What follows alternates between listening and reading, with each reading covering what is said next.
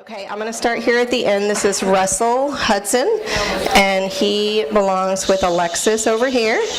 So thank you for being here today. And Wade Strickland, who's a member here at Hayes Hills. And we have Pastor Aaron Kaler, who is our lead pastor. And my favorite man on the panel, John Davis, my husband here. And then we have Greg Burney, who is Mallory Burney's husband. And then stepping in at the last minute, so let's give her an extra round of applause, Sarah Miller is going to be our moderator. Megan, our fearless leader, possibly has strep, so she's not here today. And so Sarah agreed to step in and do this for us because none of the rest of the steering team really wanted to. So, I'm going to let y'all get started. So, we're just going to jump into questions. So, guys, here we go. I want to know what's great about being a man. What do you struggle with as a man?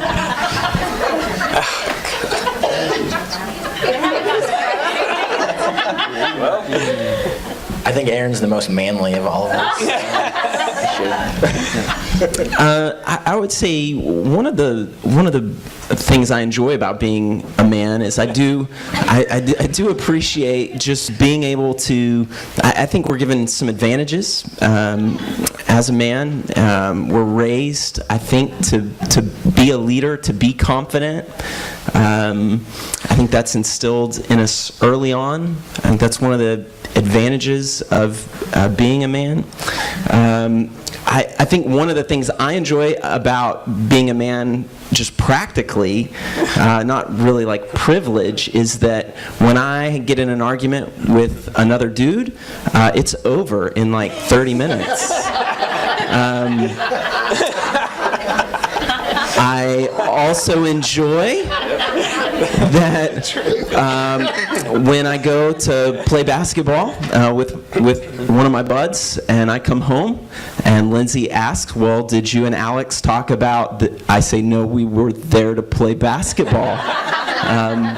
So I enjoy that as well. Yeah. Good. Is there anything that you struggle with as a man? Yeah, I think one of the things I talk about often here at Hayes Hills is I don't think it's just as a man, but as a woman as well. I think, especially as Christians, You're a woman as well? No. But I think women struggle with this as well. Is that as Christians especially, I think we tend to create very rigid gender roles, and so how we define masculinity, if I have to grow a beard to be a man, like the only hope I have is shaving my legs and taping it to my face. So.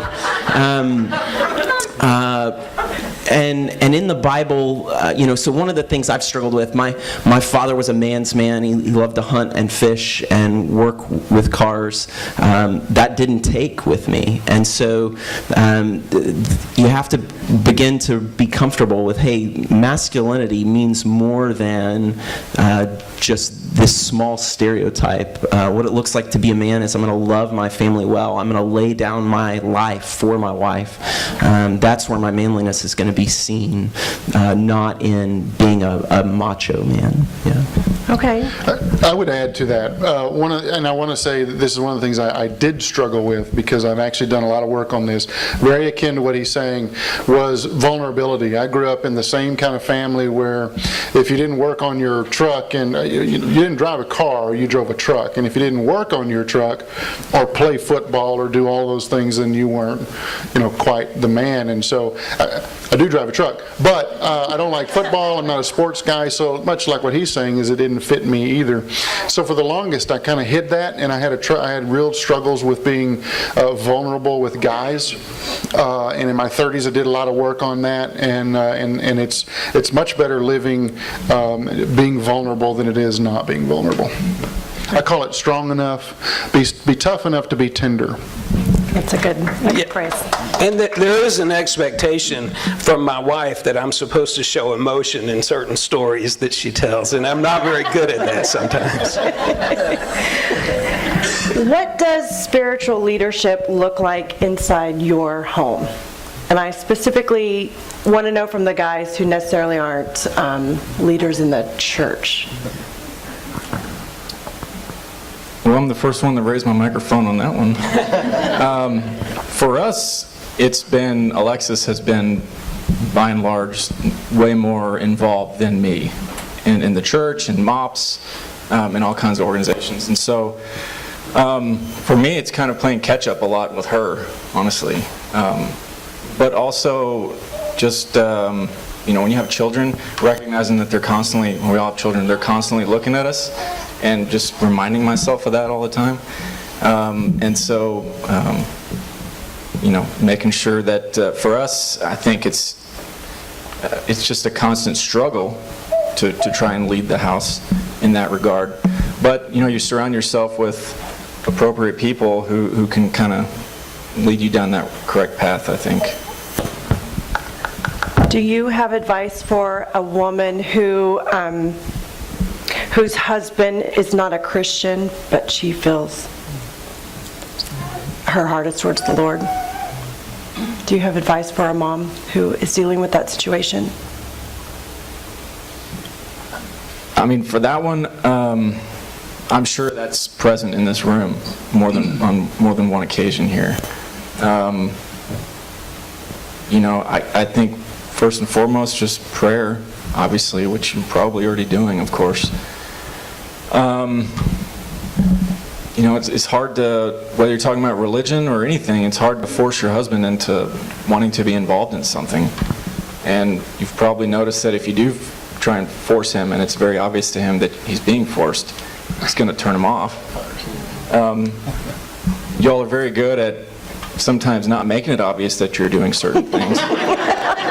So whatever that magical thing that y'all have going on, if you want to try that. I think first and foremost it's just prayer, and then, all too often I think what happens is, as we have these various tragedies in our lives, losing loved ones and other, jobs and things like that, people start to realize, well, I can't really do this on my own. And so, if they already have someone there, their spouse, who's already a believer, and at least you're there for them whenever that day comes, because it's going to come. The strongest counsel I give to women in that situation is to understand that God is big enough that He can use someone else to save your husband. And so my counsel to you would be, do not try to be the one who saves your husband. Which is odd, because I'm telling every other Christian to speak the good news of the gospel, and I'm telling you in your home, shut up. And so the Bible gives very specific instructions to women in that place. It says, look, by your behavior, by your holy conduct, you will win your husband. And so I would say just don't talk about it. Don't argue about it.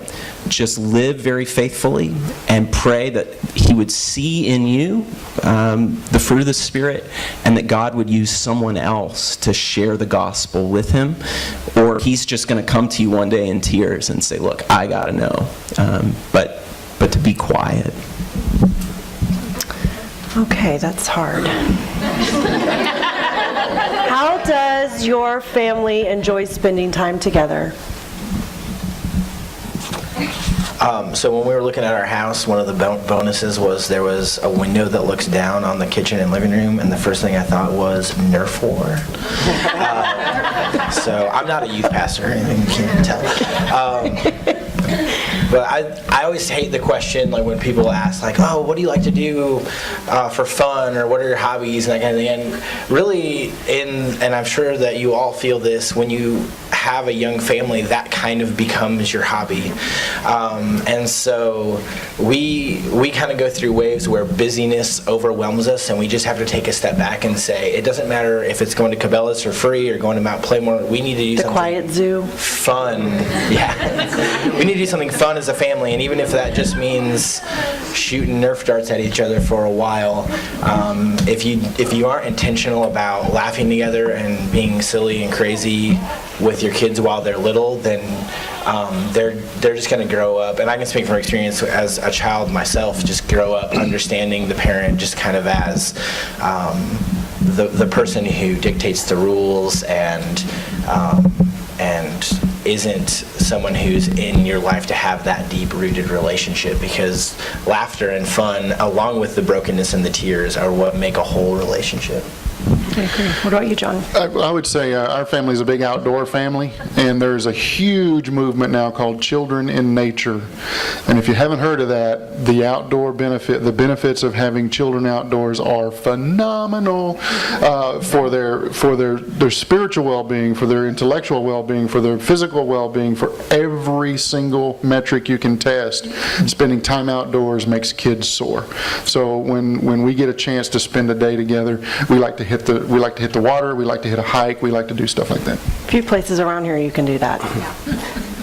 Yeah, we also love to hike together and to go outside. We also play games at night, and so we from when my kids were really young, we started playing games from time to time. And still, when my kids come home from college and wherever they are, we occasionally play card games and things like that, and it's really a good time. Definitely. Anybody else? What do you enjoy most about being a father? For me, it's very honestly, it's the opposite. For the first question we had with the manliness thing, and we have a manly father and all that. There's a lot of us that didn't have a father, and so what I love is being able to do the things that nobody was there to do with me. So coaching, I've been blessed with 3 sons. And so I think that was, a very legitimate thing. So being able to coach my son's baseball team and just all these little things. So just spending those moments that I didn't have, and I get to do that now. Do you feel like you have become the kind of father that you wish that you had as a kid?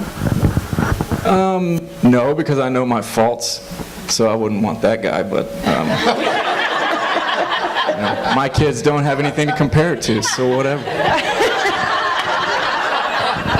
I'm just very blessed, and like I said, 3 sons. I think my daughter sometimes gets the short end, sometimes just because she sees me and my 6-year-old playing baseball and stuff. But in our life, it's very purposeful by what's been given to us, because my wife didn't really have a mom there, and so now she gets to concentrate all her efforts on our one daughter. So. That's hard to follow, but I will say I love doing exactly what my son does, and just watching him laugh until he can't breathe that his daddy is acting like a Tyrannosaurus Rex or a chicken. He thinks that's awesome, and I do too. That's a good one. Let's talk about our extended family for a little bit. How do you deal with criticism from family about parenting decisions? Not well. Criticism from other family members, meaning like outside, like not inside the house, but people who come. Sure. That's difficult. It is. It's very difficult for me, and I don't know if everybody else is the same, but different family members handle things different ways, and some family members, they say, well, I would have done that differently, perhaps, but this is your house, and others, sometimes try to come in and make that, their decisions your decisions, and it doesn't go over well with me. Anybody else? I mean, it's always hard to get criticism in any form, but I think you have to understand the relationships that are there and where they're coming from. We have family members who can just be nasty and give their opinion, and they aren't the type of person that I really care what their opinion is, and so it's easy to you're frustrated with them, but it's easy to kind of just be like, I'm not even going to waste my time with this comment. But there's also people in our family that I do care about what they think, and my knee-jerk reaction might be to be angry with them or even be argumentative. But then I do step back and think about what they said and think about and figure out if it's valid and if I need to change.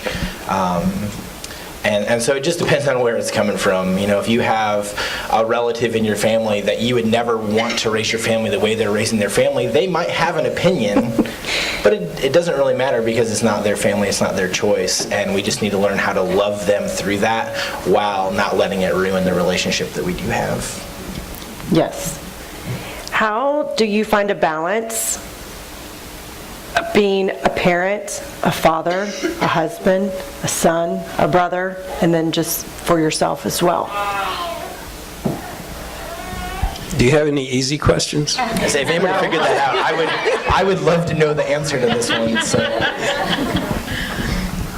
Well, okay. I'll take it. I think that is one of the things I would just say to the women here practically. I think that's one of the hardest tensions. Maybe back to that first question, how do you struggle as a man? Is when I'm leaving the house in the morning and my sons are crying because dad's going to work. That's a really hard thing to walk out the door and to know, my kids want me, the people at work want me. I come home and my email is piling up and my phone is ringing and the people at work still want me. And on my day off, my son's saying, Dad, it's your day off. And so there's this balance between work and life that's really difficult. Then also finding time for Lindsay. So just that nexus of always feeling like you need to be somewhere else and never really confident that in the moment you're where you're supposed to be is a really difficult thing as a man. Yeah. I agree. And so one of the things that I try to do, not always successful, is when I come home, I try to be home. And when I'm with my son playing on the bed, I try to be with my son playing on the bed, even if it's 10 minutes. Because it is hard, because I wake up in the morning and he's like, can we play on the bed, Daddy? I got to go to work. It's very difficult. And I will say one of the things that I really, really value is occasionally I get to kind of sneak away and be in the garage. I like woodworking. And so I get to be in the garage, and Jill takes over, and she lets me understands that time in the garage. Choose your words carefully. Yeah, and I value that. And some days I don't get it, and admittedly, some days all these things are going on, and I really just kind of want to go out and spend some time in the garage, not because I don't want to be with my family, but sometimes you just need that battery to be recharged, and it is difficult. Yeah, and I would say that certainly it's a very difficult thing, and there's not a good answer for it all the time. But we try really hard. We've always tried to have dinner together, right? So we have to, because you have to kind of set your priorities, and no matter what kinds of things are pulling me away, if we can at least try to sit together at a table together and eat dinner together and talk. And even the other thing we always did to try to make sure that our kids were and our family was the focus was that before we had a bedtime routine where we had the whole family, everybody come together before we went to bed, and we would either do a Bible study, or when the kids were small we read through the Narnia books one chapter at a time. And so we tried to make sure that those times were always there regardless of whatever else was happening. Yeah, and I would add on top of that most of the guys I've been close enough to know how they feel. Most guys aren't anxious to not be with their family or their kids or even their extended family, but as Aaron said, are just trying to figure out how all of the pieces are supposed to fit. And most guys don't get encouragement or appreciation for their time outside of the home. So it's really important, even if you have frustrations about your husband's work schedule or hobbies or that kind of thing, to make encouragement a part of the conversation, so that when the time comes where you have to have the opposite of that and say, hey, I really need you home more, I need more of your time, I've been struggling with this, it kind of balances that out. Because in most cases, there's the demand everywhere, but the appreciation nowhere. And if we can get that from our spouses, then that goes a long way to kind of refuel and recharge us as we balance that. So how do you like to be encouraged as a husband and a father? Nice segue there. You did it for me. Yeah, I had no idea. I think everybody processes how they feel loved and appreciated differently, and so it's just knowing your husband, knowing the things that knowing the things that matter to him. Most of us have probably heard of the love languages, that Gary Chapman's book. There's probably more love languages than that, but understanding that people feel love and appreciation different ways than maybe you process, and going out of your way to if it's words of affirmations, if it's acts of service, if it's those types of things, to know that, and to be really intentional at times to do that. Anybody else? For me, encouragement is support, and if it's you got plans set and you get held over at work or something, if your husband gets held over at work or something, all the jobs are different, but like with mine, I don't really have a choice, so if I get held over, it's not my choice. It just happened that way. And so just, she recognizes that and she understands that, and while it's super frustrating, especially when I used to work nights, because that stuff would always happen. I'm a police officer, and that stuff would always happen whenever we just had to get off in the morning at a certain time. Savannah, you'd agree. You got something going on, kids have to be here, and then the drunk driver hits the tree at 5:30 in the morning. It always happens. And so just the support, she knows I'm just as frustrated, and so it's not going to help anything by catch an attitude or anything. He's saying, oh, again. And I was like, well, I didn't want this to happen. So just for us, it's support, big time, just supporting each other. I agree with all of that. One of the things one of the ways when I hear that question, it helps me to answer the other question. So what are the things that can be done to encourage a husband? You can look at it, what are things that can be done that discourage a husband? You do the opposite of that, right? And one of the things for me is contentment. Because if I feel like someone in my family is not content for one reason or another, it's my responsibility, and it hurts. And so I would say, be content. Just think about those things that you have and counting your blessings and letting your husband know, hey, I really appreciate that. One of the things that Jill and I have done since we learned something here at Mops, was the whole every evening we talk about 2 things that we value in the other person. And when she tells me these things, I may cry. When she tells me some of the things I didn't know that she really appreciated, it really makes me feel good. Tough enough to be tender. Y'all don't make fun of me. Very good. What is the best gift that your wife can give you that's not monetary? Now we're in the danger zone. I think the best gift, honestly, and I know I've spoken about this before, is just knowing that my wife desires me and she wants to be with me. And so I think the best gift I get is just a whisper in my ear as I'm out the door on my way to work. Just, I'm looking forward to you being home tonight. And knowing that she wants me home, not just in a, hey, the kids are winning today and I need reinforcements, but that she wants me there.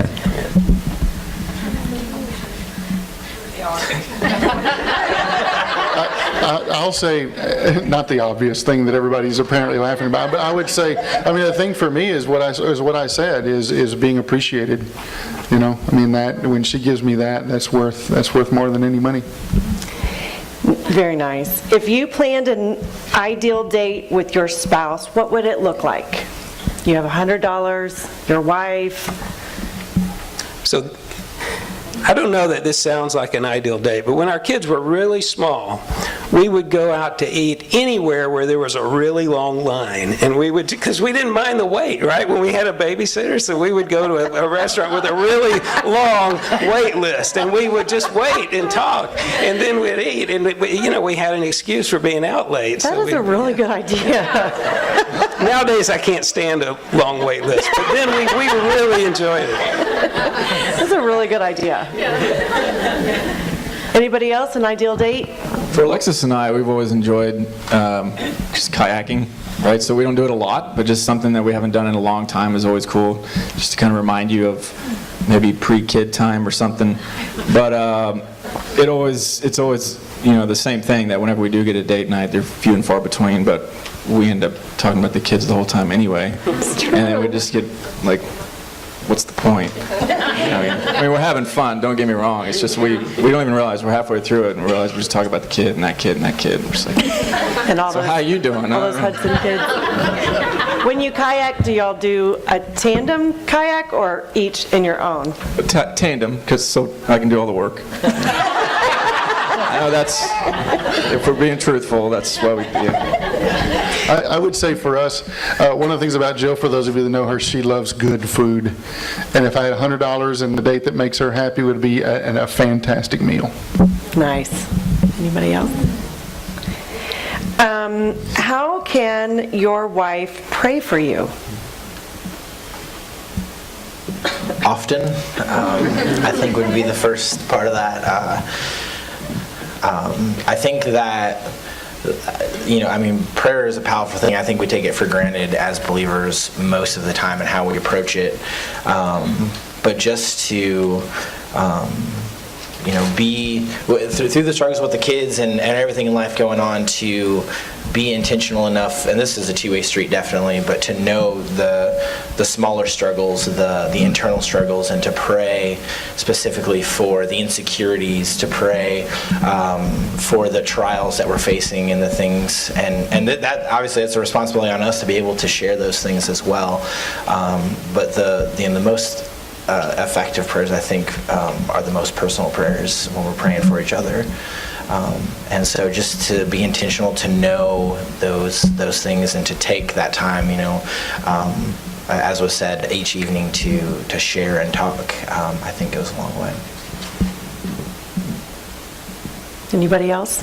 I'd just say to ask that question to your husband. I think that's a very encouraging question for you to ask. How can I be praying for you? Hear from him rather than assume. And if your husband's not in the place where you can ask him that question, then you pray that the Lord would bring him to the place where you can. Okay. What surprised you the most about your wife when she became a mother?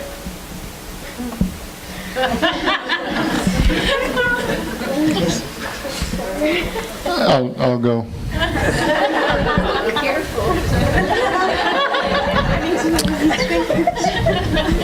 How awesome she is. I mean, I don't want to be too personal, but she's awesome. And I've watched her study, and I've watched her join these groups and learn from you ladies and bring that stuff home.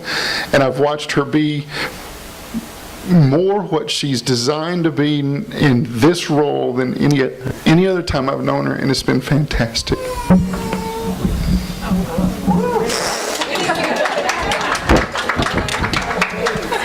Anybody else want to answer the question? I would say what surprised me most was how self-critical she was as a mom, and I think I see that pretty consistently with women. I think women are pretty cruel to one another in setting up expectations for mothering. I don't get that. Maybe that's another answer to what I like being about a man. I don't get a lot of pressure from other dudes about how I'm doing as a father. Usually they're pretty encouraging, if anything, and it really surprised me to see just what a struggle it was. Just shows you how important groups like ministries like Mops can be. Our last question is going to be, what do you love the most about your wife? And I want it from each one of you. Let's start with Russell. There are obviously a lot of things, but we're going on our 13th year. Is that right? I almost ruined that from Is the that very right, beginning. Alexis? Did everybody notice that long pause? That's math. He's mathing over there, y'all. It's the commitment and support that she's shown to our family. That's it. So you're gonna lose me here.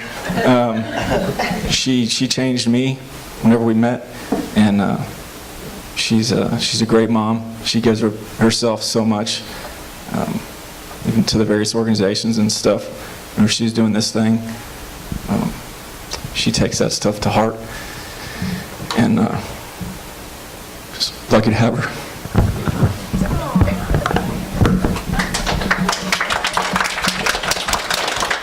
So I've been married for, I think it's about to be 28 years, so it's been a long time. And I don't know how many of you know Denise, my wife, but we are exact opposites of each other. I mean, we are complete opposites. And she is full of just this kind of let's go do it energy, and I'm kind of the one that is like, now wait a second, we can't do all of that in one day. But what what I fell in love with when I fell in love with Denise was the fact that she had that personality that did exactly what I needed, was to be pulled in. And the truth is, I kind of do the opposite with her. I pull her back when she's overextended. And that combination is just incredible. And together, you talk about two becoming one, and that's exactly what we are. Both of us are completely opposites, and you put us together, and we perfect each other. And that's what I love about her. That's a blessing. That was a great answer. I say marriage with Lindsay is easy mode. She very forgiving. I don't think I've ever been nagged in 12 years of marriage. And I think just, I know that other than my mother, Lindsay is the most faithful prayer for me and the greatest encourager of my soul. So just, she puts up with my faults, I would say, is the most impressive part.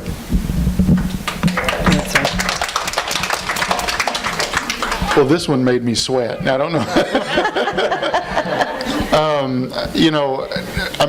Jill and I married late. I'll get to it. What I love about her is her heart. She has a much better heart than I do. And when we married late, and so somebody asked me as we were contemplating, do we marry, do we not? And they said, tell me the things you love about her. And I said, well, she fits me. I mean, when I talk about all the things you look for, she fits. Just fits. Doesn't mean we don't fight or not get along sometimes, but she fits in all the important ways. But then at some point I said, it's just her heart. She's just got this great heart. And for those of you that know her and have been a beneficiary of that, you know what I'm talking about. She's got a great heart. Amen. My phone's buzzing in my pocket. I'm sure it's Mallory telling me all the things I'm supposed to say.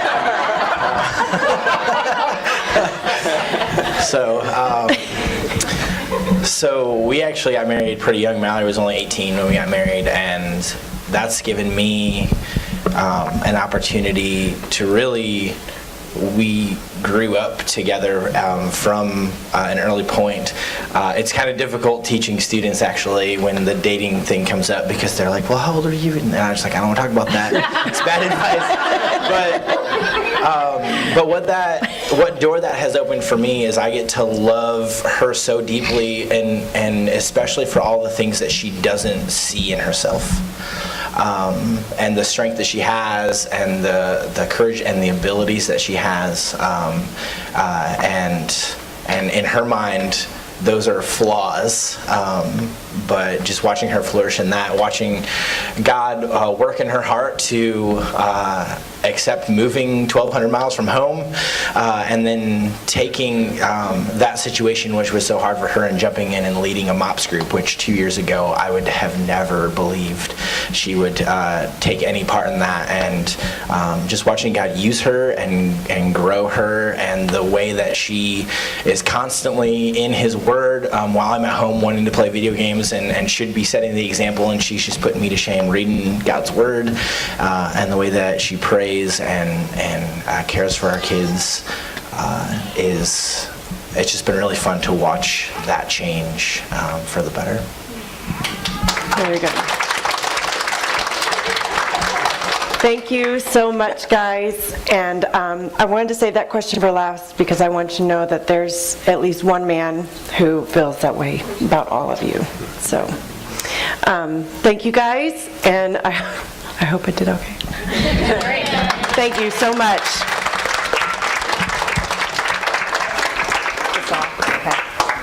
All right, ladies, we have about 10 minutes until our closing announcement, so take some time to chat. We don't have any, particular questions for you, but just spend some time visiting, and we'll have our closing announcements in about 10 minutes. And let's give one more round of applause to these guys who took their morning for us.